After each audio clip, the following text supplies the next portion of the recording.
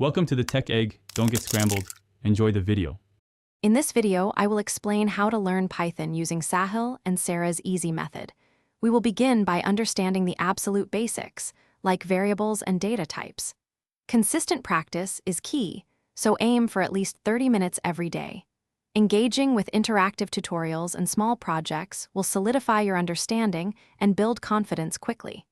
This foundational approach sets you up for success. Next, we dive into mastering Python's core building blocks.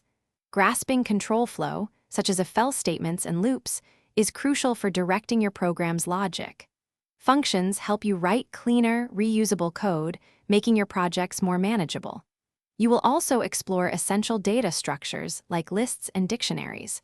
Solving small problems daily will cement these concepts firmly in your mind.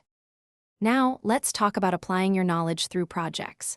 Start with simple ones, perhaps a basic calculator or a text-based game.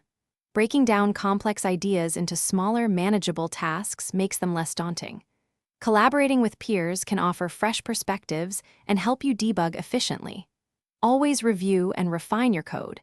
This practice is vital for continuous improvement and writing elegant solutions.